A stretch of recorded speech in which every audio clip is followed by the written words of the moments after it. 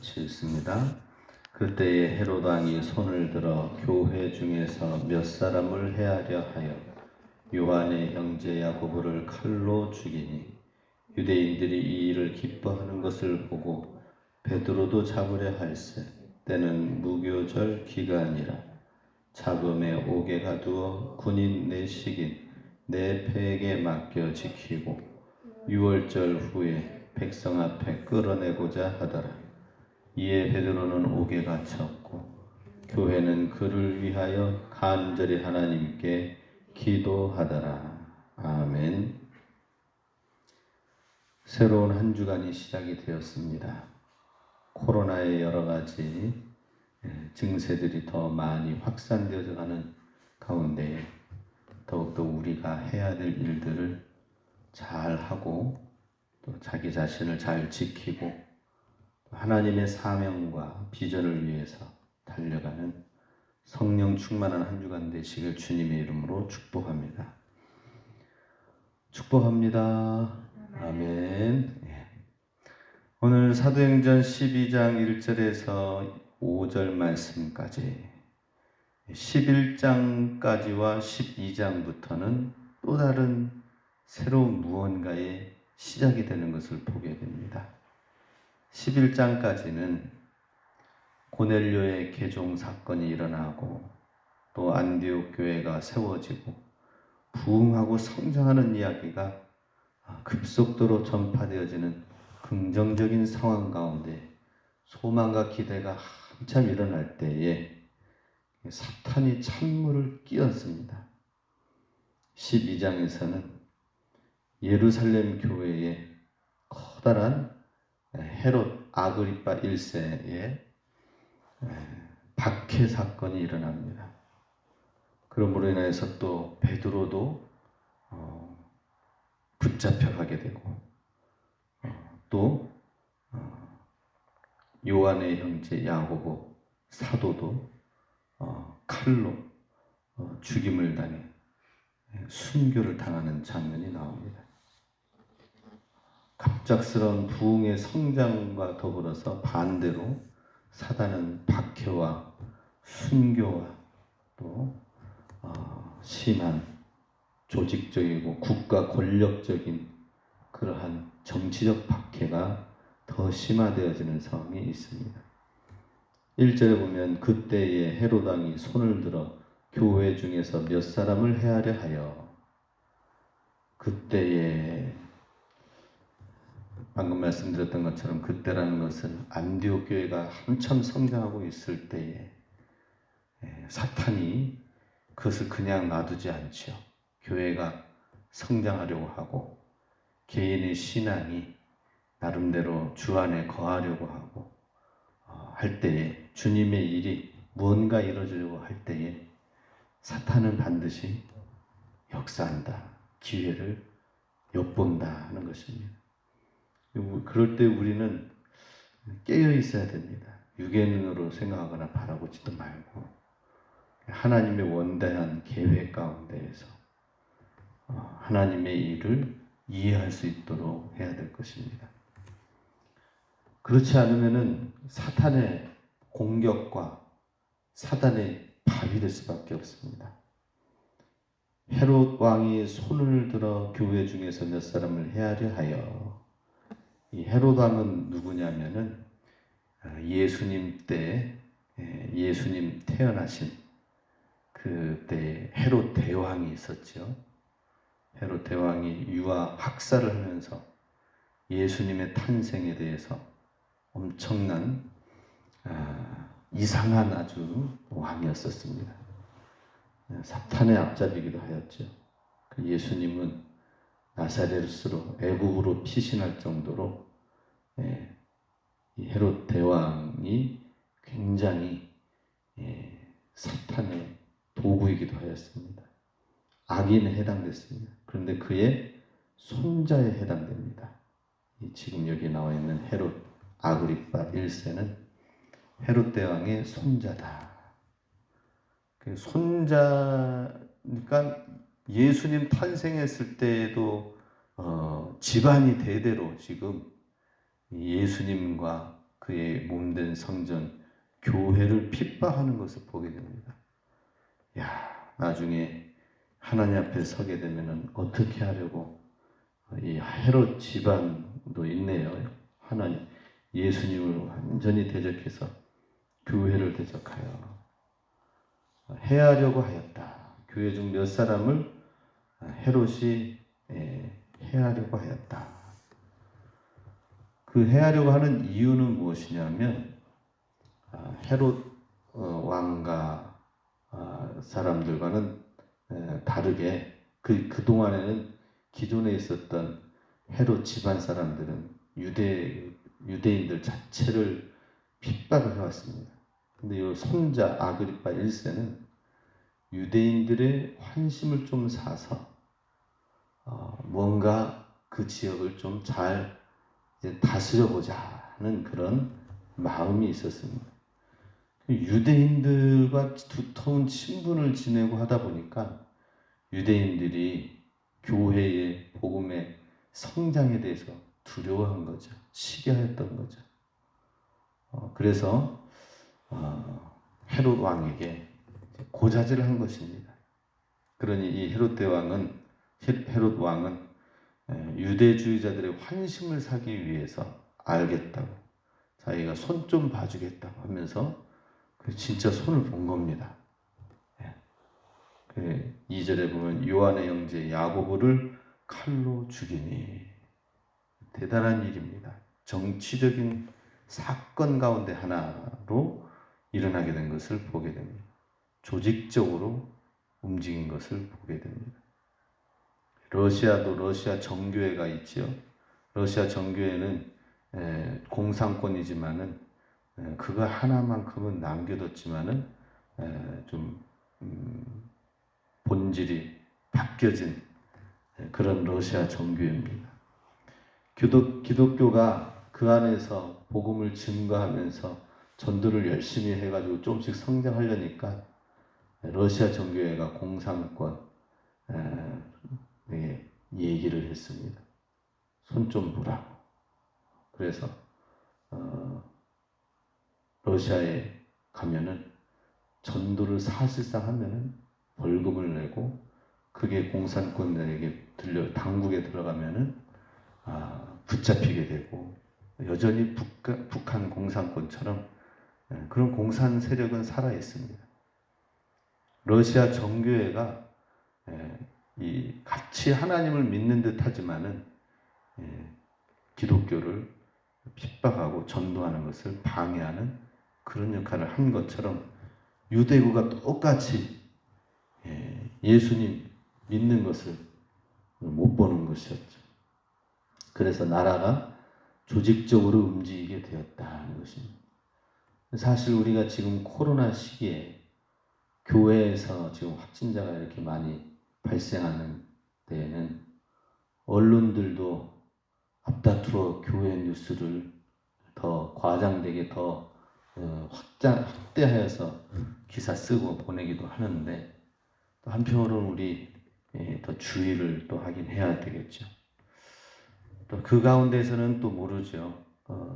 신천지가 그 회중 안에 들어가서 버티는 건지는 알 수가 없습니다. 혹은 그렇다 하더라도 더 주의를 해야 될 상황이 됩니다. 왜냐하면은 국가적으로 예배드리는 데 있어서 교회를 지목하여서 이제는 조직적으로 이렇게 되어지면 어떻게 되겠습니까? 뿐만 아니라 국가가 움직이지 않는다 하더라도 언론이 한번 매스컴에서 한번 기사화할 때마다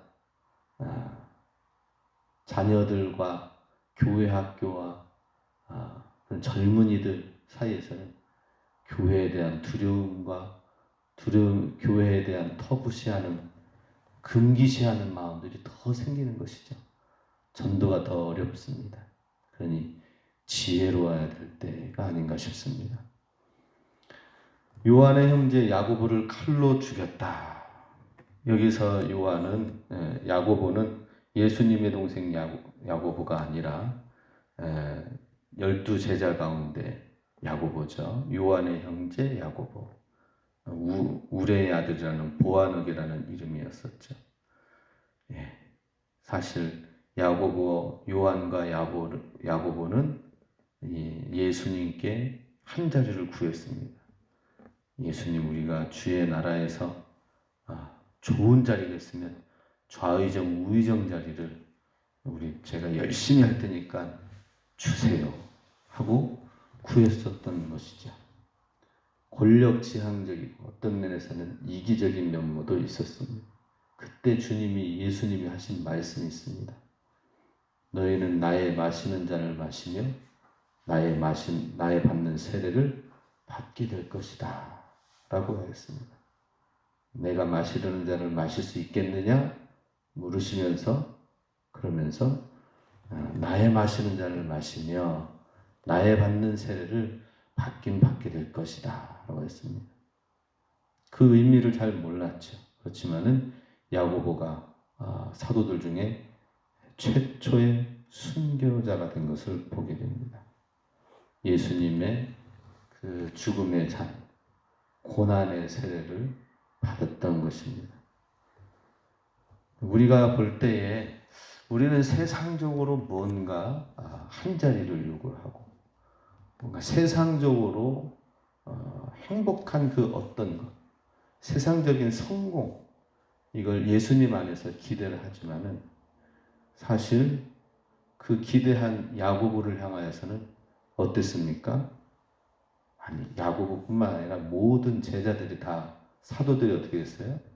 다 순교의 길을 갔어요. 순교. 이 땅에서 우리의 몸을 주님께 드리면서 영생의 씨앗이 되어서 영생의 꽃으로 피어나리라 라고 했던 것입니다. 그런 정신이라면 어제 오셨던 정진우 교수님도 자세히 다 얘기는 안 하셨지만은 집안의 기대주였습니다. 공부를 그렇게 어렸을 때부터 잘하고 집안에 아주 그냥 기대주셨어요. 그냥 공부하면은 무조건 1등. 서울대, 공대 들어가고 미국에 유학 가고 그래가지고 전도 유망하고 미국에 유학 가셔서 또 거기서도 또 그 이스라엘 그 사람들한테 그 유대인들이 굉장히 명석하잖아요. 그 가운데서도 눈에 띄어가지고 유망주가 돼서 내가 투자할 테니까 나랑 같이 뭘 하자라고 하는 제의와 아주 커다란 그 연봉 제의가 들어왔었습니다. 그런데 코스타라는 거기에서 은혜를 받았어요. 말씀을 받고 우리의 사명은 어떻게 해야 될 것인가에 대해서 사명과 비전을 받고 주님을 위해 달려가야 되겠다 해서 그거 내려놓고 북한으로 가고 중국에서 과기대를 설립하고 그냥 뭐 빛 좋은 개살구죠. 대학교를 설립을 하고 대학의 교수고 뭐 이렇게 된 것 같지만 사실은 선교를 위하여서 거기에 있는 북한의 영혼들, 정말 그들의 영혼을 구원하기 위해서 바닥부터 기었습니다. 사모님이 얘기하시더라고요. 사모님. 지치고 힘든 가운데 20년을 보내왔습니다. 라고 얘기하더라고요. 결코 주의 길은 사실은 정말 주님의 길을, 주님을 제대로 믿고 하게 된다면은 세상 성공 지향적인 어떤 그런 것이 아니라 주님의 마시는 잔, 주님의 잔은 우리가 알 수가 없다는 것입니다. 우리는 하나님이 인도하시는 대로 따라가고 순종하면서 주님의 나라를 어떻게 이룰 것인가 하는 것입니다. 최초의 순교자가 된 야고보의 모습을 보게 됩니다. 그런데 이 야고보가 죽은 사건에 대해서 스데반이 죽었을 때는 막 순교했을 때는 어땠습니까? 한 장 길게 설교를 어떻게 했고 죽는 그 순간에는 천사와 같은 얼굴이고 예수님이 그 우편에 서서 기다리시고 굉장히 같은 누가가 쓴 저자 글인데 사도 최초의 사도 야고보가 순교할 때는 칼로 죽이니 하고 간단하게 끝나요. 왜 그럴까? 그것이 새로운 사도를 선출하지도 않고 또 죽은 것에 대해서 어떻게 간단하게 하는가. 그런데 저자 누가의 의도는 있습니다. 그것은 헤롯 왕이 이렇게 교회를 위협한다 하더라도 죽었지만, 그러나 베드로는 또 지금 3절에 보면은 유대인들이 이를 기뻐하는 것을 보고 베드로도 잡으려 했을 때는 무교절 기간이라 잡음에 옥에 가두어 해서 무교절 기간이라는 것은 어떻다는 거죠? 무교절에 지금 더 큰 유월절 행사와 무교절 일주일간의 그 시간을 통해서 수많은 사람들이 더 몰려온 가운데에서 이 야고보도 죽여서 순교시켰는데 이 헤롯 왕은 더 큰 이벤트 행사를 열고 있는 것입니다. 베드로를 붙잡고 베드로도 이제는 옥에 갇혀 있는 것만이 아니라 더 큰 시장바닥에서 본보기로 하여서 헤롯은 유대인들의 마음을 확실하게 인기를 얻으려고 하였던 것이죠. 그렇지만은 오늘 읽은 5절 이하의 6절 이하의 말씀에서는 반전이 나옵니다. 저자 누가가 얘기하고 싶은 것은 야고보가 이렇게 죽게 되었지만은 교회는 손상되지 아니하고 오히려 베드로 가운데 하나님이 역사하신 성령의 인도하심과 성령의 역사를 더 부각시켜서 기도의 능력, 성령의 능력, 어떤 핍박과 어려움 가운데서도 하나님의 교회의 영광, 승리를 보여주고 있다 하는 것입니다. 그렇습니다. 헤롯은 정치적인 사람이에요. 정치적인 사람은 그냥 고양이가 쥐를 가지고 놀듯이 그냥 있다가 버리고 먹고 그 정도가 아닙니다. 기독교에 대해서 어떻게 하면 이걸 잡으면서 자기의 주가를 높일 수 있을까? 그래서 무교절 기간에 베드로를 잡았던 것입니다. 그리고 6월절에 예수님이 돌아가셨죠? 십자가에 못 박혀 돌아가시는 것 똑같이 베드로도, 수제자 베드로도 그렇게 해서 굉장히 아주 머리를 고안해낸 것입니다. 사탄은 굉장히 고차원적으로 역사합니다. 오늘날 우리가 살아가고 있는 이 시대에 사탄은 굉장히 정치적이에요. 사탄은 굉장히 고차원적이에요. 그러나 정치적이고 고차원적을 하더라도 하나님께서는 그 가운데서도 역사를 주관하시는 분이 하나님이시다. 그 가운데서도 하나님은 그 정치와 그 사람들의 권모 술수 사이 속에서도 하나님은 일하신다 하는 것입니다. 교회는 이런 상황에서 어떻게 하였습니까? 5절에 이에 베드로는 옥에 갇혔고 교회는 그를 위하여 간절히 하나님께 기도하더라. 영적 전쟁의 가장 효과적인 것은 간절한 기도다 하는 것입니다. 초대교회 성도들이 이 상황 속에서 배울 수 있었던 것은 기도다라고 하는 것이죠.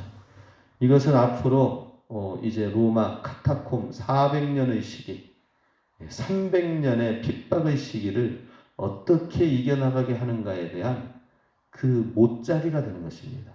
어떻게 해야 되지? 위험이 있고 국가에서 이렇게 조직적으로 하고 사람은 죽고 잡혀가고 이런 상황에서 어떻게? 기도다라고 하는 것입니다. 기도할 때 성령님이 역사하실 것이다 하는 것입니다. 사실 선교사님들이 우리나라에 초창기에 와서 130년, 150년 전에 이 땅에 와서 사실 전도도 하기도 전에 말라리아병, 풍토병에 걸려서 죽고 자녀들이 죽고 아내가 죽고 그런 가운데서 손도 쓰지도 못하는 가운데에서 선교하러 왔다가 풍토병에 의해서 죽은 그 선교사 가족들이 더 많아요. 그런 가운데에서 선교사님들이 할 수 있었던 것은 기도였습니다. 기도. 토마스 선교사, 최초의 우리나라 개신교 최초의 영국의 토마스 선교사님도 와가지고 복음을 전하려고 했지만 오히려 대동강변에서 배를 정박하기도 전에 쇄국 정치에 의해서 빗장을 걸고 있는데 와가지고 이렇게 하니까 성향인들 서양 귀신 죽이자 잡자 해가지고 그러면서 토마스 선교사님이 땅의 육지에 무태 발도 대기도 전에 최초의 선교사님이 병사에 우리나라 그 병사에 의해서 죽임을 당한 거예요. 죽는 그 창에 맞고 화살에 맞아가지고 죽어갈 때에 옷자락에서 작은 쪽복음 성경 하나 그것을 그 병사에게 죽어가면서 주면서 이거는 꼭 읽으십시오 하고 이거 간절히 전하니까 그 병사가 주머니에 설쩍 넣고 종이가 귀했거든요. 야 이거 벽지를 한다든지 이 중국 신문물 서양 신문물 이거 우리 집에다 하나 갖다 놓자 해가지고 딱 해가지고 벽지 붙여놨는데 여호와는 나의 목자신인가요? 아무튼 이 성경의 말씀이 천장에 있는 것을 보면서 보면서 예수님을 믿게 되는 거 아니겠습니까?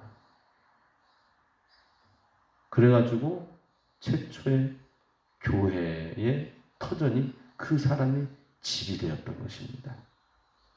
그래서 토마스 선교사님 그 가운데서 죽어가면서 할 수 있던 것은 기도였었죠. 우리도 정말 기도의 능력을 힘입고 나아갈 수 있기 원합니다. 기도 가운데에 하나님이 일하시고 우리 어제 말씀처럼 또 선교와 또 민족과 열방을 향하여서 나아가도록 하는 것이 우리의 비전이요 우리의 꿈이 되고 교회에 나아가야 될 길이다 하는 것입니다. 기도하면서 성령의 역사 가운데 이번 한 주간도 하나님이 일하시는구나. 하나님이 우리 가운데 함께 하시는구나. 교회 가운데 함께 하시는구나. 내 삶 속에 주님이 나와 함께 하시는구나. 성령님과 동행하는 기도의 삶 충만하시길 주의 이름으로 축복합니다. 아멘. 기도합니다.